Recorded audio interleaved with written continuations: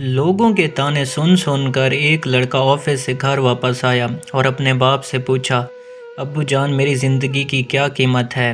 باپ نے بیٹے کے چہرے پر اداسی دیکھی تو دراز سے ایک انوکھا پتھر نکال کر بیٹے کے ہاتھ میں رکھ دیا اور کہا، اگر تمہیں اپنی زندگی کی قیمت معلوم کرنی ہے تو یہ پتھر لو اور بازار جاؤ، اور جو کوئی اس پتھر کی قیمت پوچھے تو زبان سے ایک لفظ بھی نہیں نکالنا اور اس کے سامنے صرف 2 انگلیاں اٹھانا۔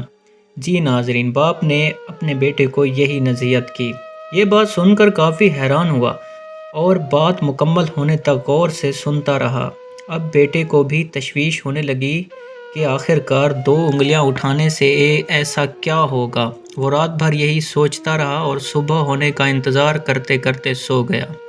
صبح ہوتے ہی وہ پتھر لے کر قریبی بازار چلا گیا۔ وہ کچھ دیر مارکیٹ میں پتھر لے کر گھومتا رہا لیکن کسی نے بھی اس کی طرف نہیں دیکھا۔ آخر کار وہ مایوس ہو کر گھر واپس لوٹنے ہی والا تھا کہ ایک عورت اس کی طرف بڑھی اور اس پتھر کی قیمت پوچھی۔ بیٹے نے وہی کیا جو اس کے ابو نے اس کو کہا تھا۔ اس نے صرف 2 انگلیاں اٹھا لیں۔ عورت نے پہلے اس کی 2 انگلیاں دیکھیں اور پھر اس کی شکل پر دیکھا اور ساتھ ہی اپنے پرس میں ہاتھ ڈالا اور 200 روپے اسے دے دیے، اور پھر اس کے بعد وہ اس سے وہ پتھر لے کر چلی گئی۔ بیٹے کو سمجھ نہیں آیا کہ وہ خوش ہو یا افسوس کرے۔ وہ بھاگتا بھاگتا گھر گیا اور اپنے ابو کو سارا ماجرا تفصیل سے سنایا۔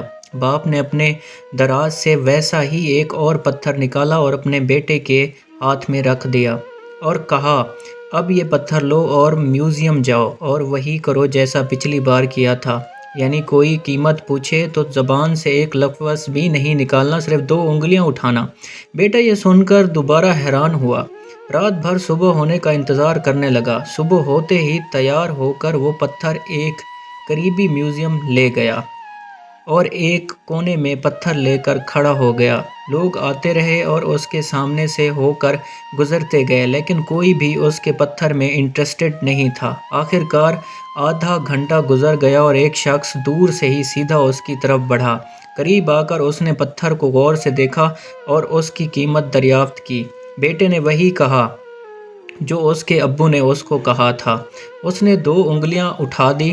اس آدمی نے بلا جھجک اپنے والیٹ سے 20,000 روپے نکالے اور لڑکے کے ہاتھ میں تھما دیے۔ وہ پتھر لے کر چلا گیا۔ اب اس بار بیٹے کو بھی تشویش ہونے لگی کہ آخر کار اس پتھر میں ایسا کیا ہے جو اس آدمی نے 20,000 میں خرید لیا۔ وہ بھاگتا بھاگتا گھر آیا اور اپنے ابو کو کہا، ساری کہانی تفصیل سے بتائی۔ اس کے ابو نے کہا، جو بات میں تمہیں سمجھانا چاہ رہا ہوں وہ ابھی ہی تم نہیں سمجھے، لہٰذا تم دوبارہ سے ایسا ہی پتھر لے کر فلاں مارکیٹ جاؤ اور اس کے بعد وہاں ایسے کئی قیمتی پتھر بکنے کے لیے آتے ہیں، اور اس مارکیٹ میں جا کر بھی ویسا ہی کرنا جیسا میں نے تمہیں سمجھایا۔ اب اس بار بیٹے کی تشویش قابو سے باہر ہو گئی اور وہ ساری رات سو ہی نہ سکا اور صبح ہوتے ہی وہ پتھر لے کر ابو کی بتائی ہوئی مارکیٹ میں چلا گیا۔ وہاں پہنچتے ہی وہ ایک جگہ کھڑا ہو گیا لیکن اس بار اس کو انتظار نہیں کرنا پڑا۔ اچانک اس کے سامنے ایک عورت آئی اور اس پتھر کی قیمت پوچھی۔ لڑکے نے صرف 2 انگلیاں اٹھا دی۔ 2 سیکنڈ تک اس عورت نے اس کی شکل دیکھی اور جہاں سے آئی تھی وہی واپس چلی گئی۔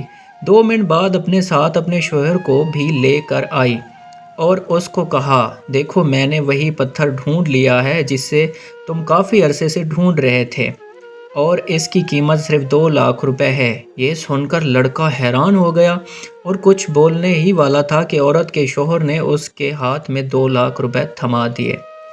پتھر لے کر خوشی خوشی چلا گیا۔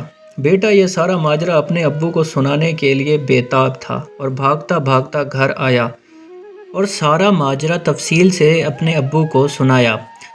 اس کے ابو نے سمائل کیا اور کہا، بیٹا اب تمہیں سمجھ آئی، تمہاری زندگی کی قیمت، تمہاری زندگی بھی اس پتھر کی مثال جیسی ہے۔ اگر تم ایسی جگہ رہو گے جہاں تمہاری قدر کی جاتی ہے تو تم کامیاب رہو گے، لیکن جہاں تمہاری قدر نہیں کی جاتی وہاں رہنے سے تمہاری قیمت بھی گر جاتی ہے۔